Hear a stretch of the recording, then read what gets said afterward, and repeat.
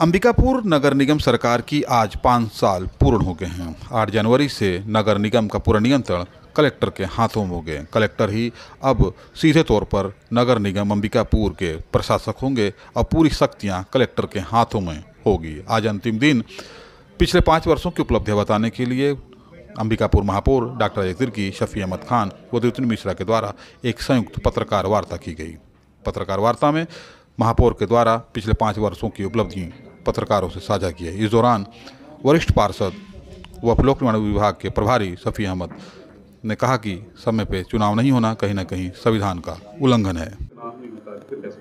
छत्तीसगढ़ में भारतीय जनता पार्टी की सरकार है और भारतीय जनता पार्टी के द्वारा बगैर किसी उचित कारण के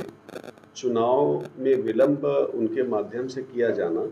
ये वास्तव में लोकतंत्र में जो एक व्यवस्था दी गई है, संविधान में जब संशोधन हुआ 73वां और 74वां, उसमें त्रिस्तरीय पंचायती राज और नगरीय निकाय के लिए जो अधिकार दिए गए हैं, जो उसमें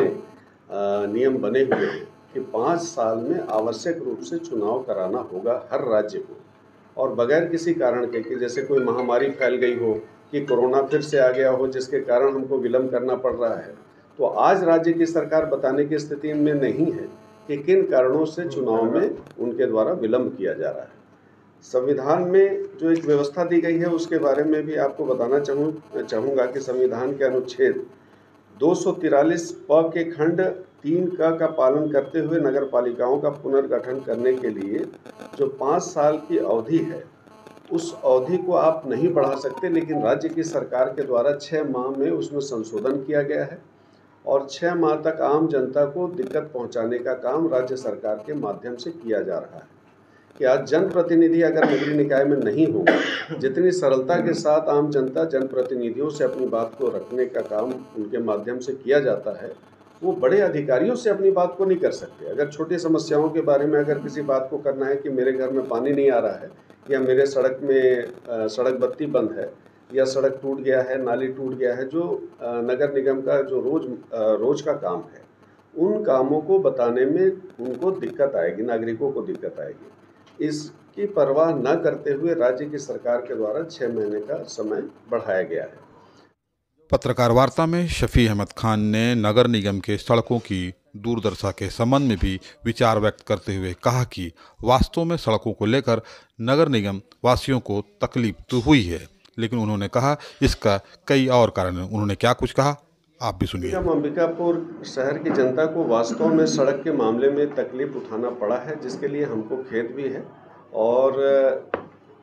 दूसरी बात यह है कि सभी सड़कों के लिए नगर निगम अंबिकापुर को जिम्मेदार ठहराया जाता रहा है। नगर निगम अंबिकापुर में पीडब्ल्यूडी की भी सड़कें हैं, एनएच की भी सड़कें हैं, सड़क विकास निगम की भी सड़कें हैं। सभी सड़कों में जहां कहीं भी सड़क टूटी हुई है, उसके लिए सीधे तौर पे नागरिकों के माध्यम से ये जो जानकारी प्राप्त होती है कि जैसे उसके लिए सीधे तौर पे नगर निगम अंबिकापुर को दोषी माना जाता है,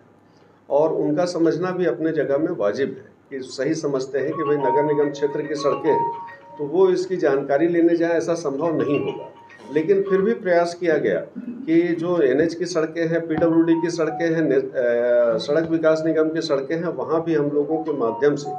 कांग्रेस के जितने जनप्रतिनिधि हैं, सत्ता में रहते भी हुए भी हम लोगों के माध्यम से आवाज़ उठाया गया है और इसके समाधान के लिए प्रयास किया गया है। साथ ही नगर निगम में जो सड़कों की स्थिति थी कि जो सीधे तौर पे नगर निगम की सड़कें हैं,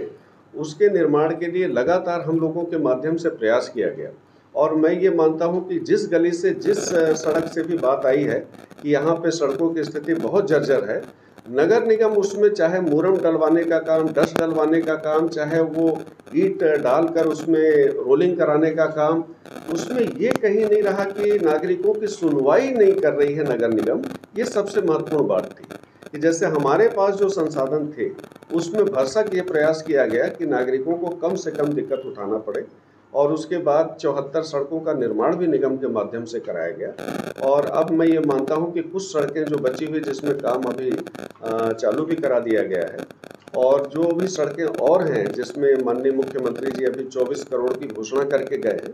तो उसमें भी हम लोगों का प्रस्ताव दिया जा चुका है। और मुझे लगता है कि वो भी पैसा जैसे आएगा तो पूरे अंबिकापुर नगर निगम क्षेत्र की जो सड़कें हैं वो बेहतर दिखाई देने लगेगी।